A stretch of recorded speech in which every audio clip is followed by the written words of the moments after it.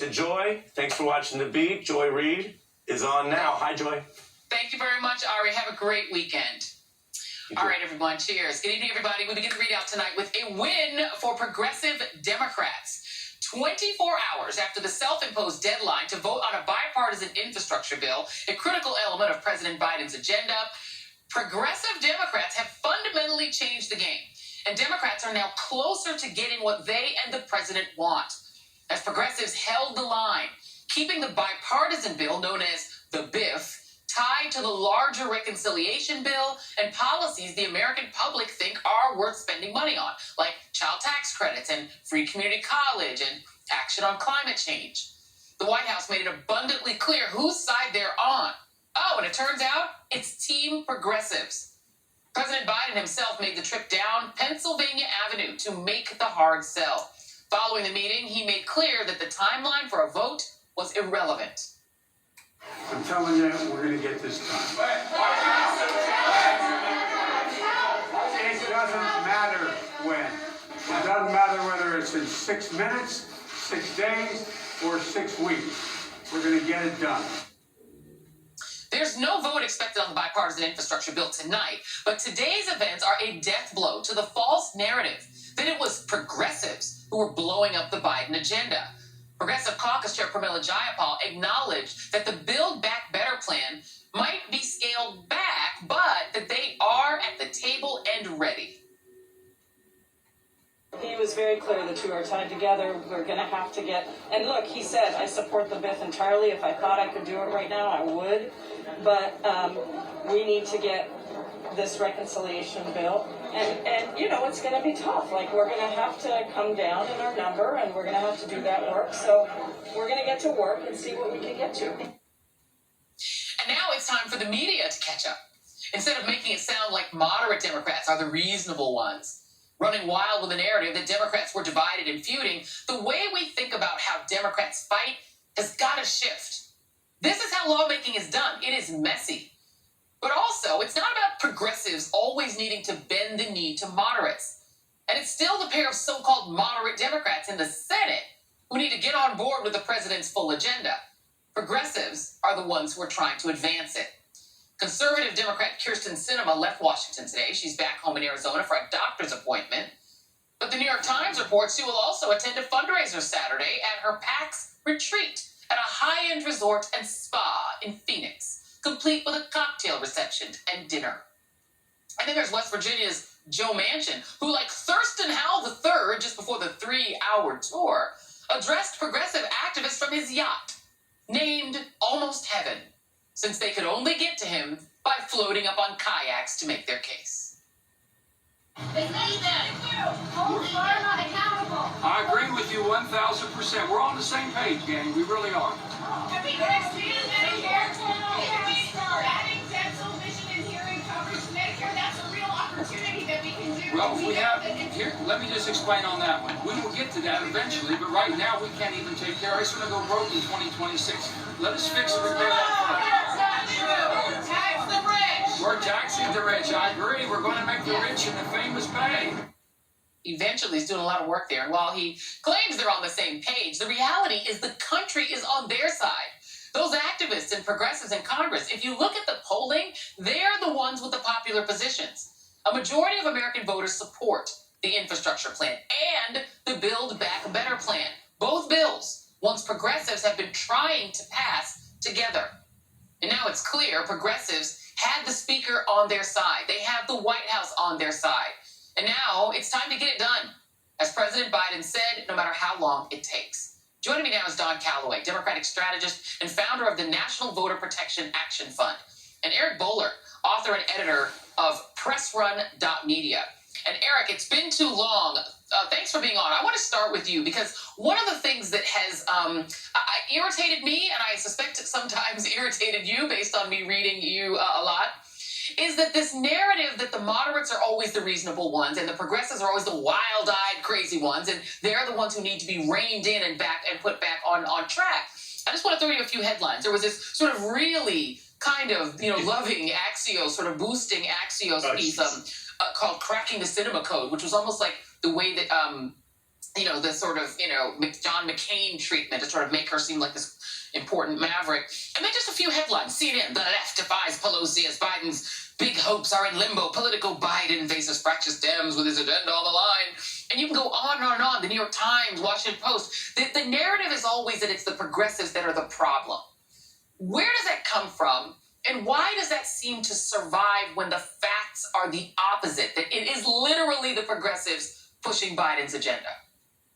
Yeah, they really are. And yeah, the drama is just out of control. I mean, the New York Times last night claimed Biden had been humiliated because this artificial deadline had passed. The New Yorker today called it a civil war. I mean, come on. It's a very complex negotiations for a very complicated piece of legislation, one of the largest, this country has ever seen. So the press is really, this is what happens when you stick to a narrative, when you want drama and a storyline and an arc and deadlines and missed votes and things like that. But to your point, it's key. Look, the progressive wing of the Democratic Party is now the mainstream of the Democratic Party, and that the press, as you point out, is playing catch up.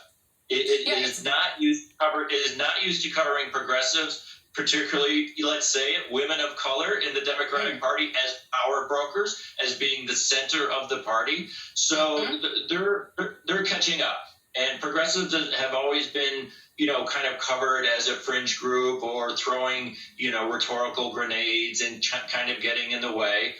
But as the last 24 hours have proven, they are driving this truck or whatever you want to call it, and they're the ones who have to be dealt with. And the press is in love with the mansions and the cinemas of the world, and they want to portray them as super savvy and the ones who are holding all the cards and things like that. So simple. I mean, the press has never really treated the progressive wing in the Democratic Party as particularly serious. And they ought to after now, because this has been a very serious and very substantial negotiation on their part. And Don, the point I think that Eric made that I think is really important. The progressives are the diverse. They're the racially and ethnically diverse part of the party, and they represent that wing. And that is the base of the party. And because these are primarily women of color, they're making arguments on behalf of communities they understand. Kyrsten Sinema, she very openly negotiated only with a group of conservative white senators. And so you're looking at the future of the party having a fight. It's only a civil war if only two people in South Carolina had seceded. Right. Because it's two of them. Anyway, your thoughts. Yeah. Well, Joy, I think Eric is spot on, and forgive me for not being able to get my video together for today. No worries. But I think we're not only talking about the base of the Democratic Party, we're talking about the base of the country. And so history is important, and we're not often able to get into it in these, television hits. But the reality is that robust public infrastructure spending has often saved this country from the brink of collapse, not at least twice in recent memory. 1929, the stock market collapses, and FDR comes in with the New Deal. And that includes broad public infrastructure spending that created a lot of what we have in place today, including Social Security. 2009, Barack Obama does it again, rebuilding after the collapse of 2008. The problem now is that when you're talking about broad government public infrastructure spending for the public good, now we're talking about those dollars going to a country that is majority and actuarially trending towards brown and black and younger and LGBTQ and people who have been historically excluded. So that's at the root of what this fight is about, is do we want robust public infrastructure spending in this country for a country that everybody is going to have equal opportunity to participate in, a robust democracy? And so when you look at Kyrsten Sinema and when you look at a Joe Manchin, I'm reminded that these quote-unquote moderates are really holding on to an antiquated version of legislative austerity, but it's really white supremacy. And we're talking about, are we going to make the resources of this country available to all or available to just a few? And the Democratic, we call them progressives, but they really represent the expanding, changing base and the face of this country. I think they they should be, right, I've been challenged with the nomenclature. I think they should be called the majoritarian wing of the Democratic Party or the future wing of the Democratic Party. I mean, they're even holding on to the filibuster, the people like Manchin and Sinema. They're holding on to every vestige of the old, as you say, sort of white supremacist sort of system in America. To stay with you for just a moment, Don, you're a Democratic strategist. Adam Gentleson tweeted the following. And he was chief of staff to Harry Reid, no less, Senator Harry Reid, majority leader. I've been up there on late nights when it really matters if a vote happens, shutdowns, fiscal cliffs, defaults, and it really does not matter if the BIF vote happens tonight. The closest sort of backstop is next week when you have pre-recess jet fumes, but even that's not firm. Isn't it the case that these bills often get negotiated at the last minute, that the timelines are fake, as you heard Eric say? That is not only the theme of this week, but it should be the theme of Congress. And it's so critical that we have avenues like yours to get the American people to understand that Nancy Pelosi set this deadline this week for her internal purposes. Perhaps we can question the wisdom of whether or not it was smart to publicize that to the public, but it was a fake deadline. The real deadline was hit, and that was the deadline to fund ongoing government operations. We averted the government shutdown, and that's a major victory, right? And instead of talking about a civil war, we should be lauding Pelosi and Biden for getting that done over Republican obstruction, right?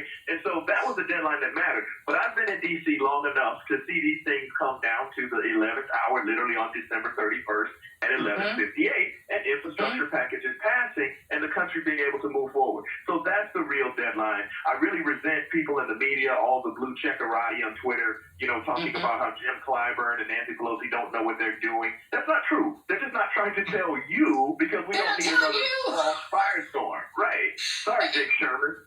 Well, I mean, here's the reality. Democrats in disarray, Eric, is the favorite theme of the political media. It just is. Democrats in disarray always works. Well, two things. Number one, we don't talk enough, and we try to do this all the time. We made these wonderful graphics. I love my producers. They made these graphics. This is what's in the bills. This is not about progressive wing, these labels. It's about what's in the bills. Do you want clean drinking water? Do you want high-speed internet? Do you want new spending on things like climate change? Do you want, your airports to be fixed? Do you want paid family leave, universal pre-K? These are the things that we're actually negotiating, is things that are policy. The country spent $7 trillion on the military or whatever. It's like, it's not about the dollars. But also, the absence of Republicans doesn't get any coverage. They don't exist here. These are highly popular ideas with 60 and 62% support, and the Republicans are absolutely opposed to them. Why don't we talk more about that? Well, we just saw that with the COVID relief bill earlier this year, right? That was a bill that had 80% public support, did not get one Republican vote in the House and the Senate. I didn't see two reports about what's the political fallout for the Republican Party for opposing a bill that was almost universally approved. You talk about, the polling for the infrastructure bill. It's like a Christmas list for most of Americans. And there's just an assumption, and we just saw it with the debt ceiling, there's just an absolute media assumption the Republicans are going to vote no on everything. Forget that raising the debt ceiling has always been bipartisan. Forget that infrastructure bills have always been bipartisan. They're coming in with this radical agenda, and they are just disappeared. They just don't have a role to play in any of this. The press hits the Democrats. Why can't you pass this bill? It's so popular. Why can't you pass this bill? Because they're doing it with one hand tied behind their back. This is an incredibly complicated piece of legislation, and you've got the entire Republican Party essentially saying no. So I read long reports about the update of the negotiations. The word Republican does not appear in the infrastructure coverage, and they love that.